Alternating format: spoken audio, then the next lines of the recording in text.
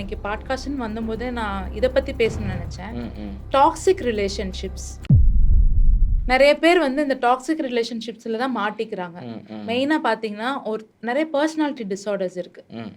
Personality டிஸார்டர்ஸில் relationship personality டிஸார்டர்ஸ்னே cluster பியில் நிறையா இருக்குது. ஆன்டி சோஷியல், அப்புறம் பார்டர் லைன், அப்புறம் ஹிஸ்டீரியானிக், அப்புறம் நார்சிஸ்டிக்னு சொல்லிட்டு. இதில் நார்சிஸ்டிக் மெயினாக இப்போது நிறைய நார்சிஸ்டிக் பீப்புள் வராங்க. ஸோ இந்த நார்சிஸ்டிக் பீப்புள் எப்படின்னா அவங்களே ரொம்ப அட்மையர் பண்ணுறவங்க. அவங்கள அட்மையர் பண்ணுறதுக்கு ஆட்கள் வேணும்னு சொல்லிட்டு ஒரு கூட்டமாக, ஐ மீன் லைக் ஒரு லவ் சப்ளை வச்சுட்டே இருப்பாங்க. லவ் சப்ளைனா அவங்களுக்கு ஒரு லவ்வரோ ஒரு ஒய்ஃபோ இந்த மாதிரி வச்சுட்டு இருக்கும்போது இந்த நார்சிஸ்டிக் பர்சன் வந்து அவங்கள வந்து கேஸ் லைட்டிங் பண்ணுவாங்க. கேஸ் லைட்டிங்னா சொல்லிடுறேன். கேஸ் லைட்டிங்னா எமோஷ்னலாக அவங்கள அப்யூஸ் பண்ணுறது. நீ ஒர்த்தே கிடையாது, நீ சீப்பாக இருக்க, நீலாம் ஒரு ஆளா, இவங்க பெரிய ஆள் மாதிரியும் அவங்க ரொம்ப கம்மியான ஆள் மாதிரியும் ரொம்ப குறைச்சி பேச வச்சிருவாங்க. அதையும் அவங்க நம்ப ஆரம்பிச்சிருவாங்க, ஆப்போசிட் சைட். ஏன்னா இவங்கள வந்து ஒரு பெரிய கிராண்டியோஸ் தாட்னு சொல்லுவாங்க. அந்த மாதிரி பெரிய ஆள் மாதிரி காட்டிக்கிடுவாங்க. பார்ட்னரை கம்மி பண்ணிட்டு லவ் சப்ளைக்கு மட்டும் எடுத்துக்கிடுவாங்க. எப்பெல்லாம் எனக்கு வந்து ஒரு அப்ரிசியேஷன் தேவையோ, எப்பெல்லாம் எனக்கு லவ் தேவையோ அப்போ அவங்கள எடுத்துப்பாங்க. நிறைய பேர் இந்த பேட்டர்ன் ரிலேஷன்ஷிப்ல இருக்கிறது தெரிஞ்சுக்கிறதே இல்லை. ஏன்னா அதை தெரிஞ்சுக்காம நார்சிஸ்டிக் பார்த்துப்பாங்க. ஆனா அது அவங்க தெரிஞ்சே செய்வாங்களா? அவங்க தெரிஞ்சே செய்வாங்க. ஓகே. அவங்களுக்கு இந்த லவ் சப்ளை பிடிக்கலன்னா தூக்கி போட்டு இன்னொரு லவ் சப்ளை எடுத்துட்டு போயிடுவாங்க. சரிங்களா? இந்த மாதிரி நிறைய ரிலேஷன்ஷிப் இருக்கு. இப்போ நிறைய பிரேக்கப் ஆகுது. இதுல என்னன்னா அந்த ஆப்போனன்ட் பர்சனோட செல்ஃப் லவ் வந்து டோட்டலா டேமேஜ் பண்றதுனால இவங்களோட லவ் பிரேக் நீங்க சொன்ன இருக்கிற சாதாரண லவ் பிரேக்கோட ரொம்ப அதிகமா இருக்கும். யாரு இந்த பார்ட்னர், யார் அந்த லவ் கொடுத்தாங்களோ, நார்சிஸ்டிக் அபியூஸ்க்குள்ள போன அந்த பொண்ணோட, இப்போ நான் தான் நார்சிஸ்டிக்னு வச்சுக்கோங்களேன். நான் ஒரு பொண்ணை விரும்புறேன், அப்ப அந்த பொண்ணை நான் லவ்க்கு மட்டும் பயன்படுத்துறேன், இந்த மாதிரி இருக்கேன் அப்படின்னா அவங்களுக்கு வந்து பிரேக்கப் ரொம்ப வலிக்குமா? ரொம்ப வலிக்கும். ஓகே. ஏன்னா அவங்க உங்களை மட்டும் தான் ஃபுல்லா நம்பி இருப்பாங்க.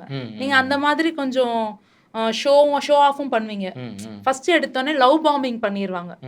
லவ் பாம்பிங்னா அன்பை கொட்டி அப்படியே love bombing. So love bombing பண்ணி என்ன பண்ணிடுவாங்கன்னா, எனக்கு ஒன்னதான் பிடிச்சிருக்கு, நீ தான் ஆச்சா பூச்சா அந்த மாதிரி எல்லாம் சொல்லி ரொம்ப ஜாலியா பண்ணிடுவாங்க. இந்த பொண்ணு அதுக்கு அப்படியே ஓகே ஆயிரும். அதுக்கு அடுத்து கேஸ் லைட்டிங் ஆரம்பிப்பாங்க. அதை அவங்களால தாங்கிக்கவே முடியாது. இதை விட்டு வெளிவரவும் முடியாது. ஆப்போசிட்லயும் இருக்கும். ஆப்போசிட்லயும் இருக்கும். பொண்ணுங்களும் அதே மாதிரி லவ் பாம்பிங் பண்ணிட்டு கேஸ் லைட்டிங் பண்ணுவாங்க. சோ இதுல இருந்து வெளிய வருது அலர்ட்னஸ். நம்மளோட அவேர்னஸ், செல்ஃப் அவேர்னஸ் இருந்தா மட்டும் தான் வெளிய வர முடியும். இல்ல எங்கேயோ தப்பா நடக்குது, இவங்க வந்து என்னைய கொஞ்சம் சமமா நிறைய பொய் சொல்வாங்க.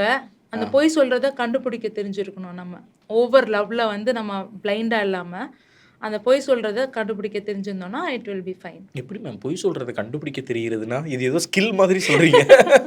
பொய் சொல்றத கண்டுபிடிக்க தெரியுதுன்னா எப்படி? இது மாத்தி பேசுறாங்கல்ல, அதெல்லாம் நம்ம கொஞ்சம் மைன்யூட்டா கண்டுபிடிக்கணும். இங்க நான் போயிருந்தேன், அங்க நான் போயிருந்தேன். ஏன்னா இந்த ஒரு நார்சிஸ்டிக் பர்சன் சொல்லிட்டேன்ல, ஒன்னொன்னு கேட்டிங்கன்னா பார்டர் லைன் சொல்லிட்டு. அது என்ன பார்டர் லைன்? பார்டர் லைன் எப்படின்னா they will have multiple affairs. யாரையும் யார்ட்டையும் சொல்ல மாட்டாங்க. ஒரே ஒரு பர்சன் வச்சு தான் மெயின்டைன் பண்ற மாதிரி அவங்க மெயின்டைன் பண்ணுவாங்க. ஆனா யாராச்சும் ஒருத்தவங்க போறேன் கண்டுபிடிச்சு போறேன்னு சொன்னாங்கன்னா கையெடுத்துப்பேன்னு சொல்றது, நீ இல்லாம நான் வாழ முடியாது, நீ தான் எனக்கு வேணும் அப்படின்னு சொல்றது. ஆனா they will be having multiple affairs. So எமோஷ்னலாவே ஒருத்தவங்களை த்ரெட்டன் பண்ணி வச்சுட்டே இருப்பாங்க. ஸோ இப்படிலாம் நிறைய பர்சனாலிட்டி டிஸார்டர்ஸ் இருக்கு. அதனால இனிமேல் லவ் பண்றவங்கலாம் கொஞ்சம் பார்த்து தான் லவ் பண்ணணும். என்ன மேம் என்னென்னமோ சொல்றீங்க? லவ்ங்கிறது இதெல்லாம் பார்த்தா வரும்? காதல் நிகழ்தல் அப்படின்னு தானே அதுவா நடக்கும். காதல் வரும், நமக்கு ஒருத்தவங்களை பார்த்தா பிடிக்கும், அவங்க கூட பேசினா பிடிக்கும், அவங்க கூட பழகும்போது பிடிக்குது, ஏதோ ஒரு கட்டத்தில் நம்ம இவங்க கூட வாழ்க்கையை பகிர்ந்துக்கலாம்னு நினைக்கிறோம். அதுதானே காதல். அது எப்படி இதெல்லாம் பார்த்து இவங்க நார்சிஸ்டா, இவங்க பார்டர் லைனா, இவங்க பர்சனாலிட்டி டிஸார்டர் இருக்கா, இப்படிலாம் பார்த்து லவ் பண்ண முடியுமா?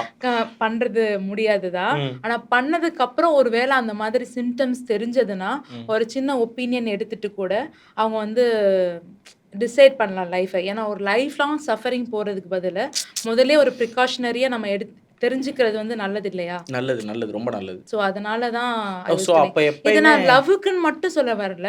டிவோர்ஸ் கேசஸ்லயும் நிறைய நார்சிஸ்ட் இன்வால்வ் ஆயிருக்கு. ஓகே. ஆஃப்டர் மேரேஜ் நான் அதை பத்தியுமே பேசணும்னு தான் வச்சிருந்தேன். நான் முன்னாடியே சொல்லி இந்த மாதிரி அதுல எப்படி நடக்குது?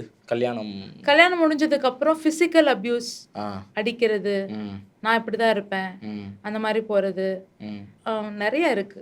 இந்த மாதிரி நான் இப்போ சொன்ன நார்சிஸ்டோட குவாலிட்டி எல்லாமே வரும். ஆனால் ஃபிசிக்கல் அப்யூஸும் இருக்கும். ஓஹோ. அப்போ அந்த நேரத்துலலாம் அவங்க டிவோர்ஸ் தானே அப்போ கரெக்டான டெசிஷனாக இருக்க முடியும். எஸ். ஓகே.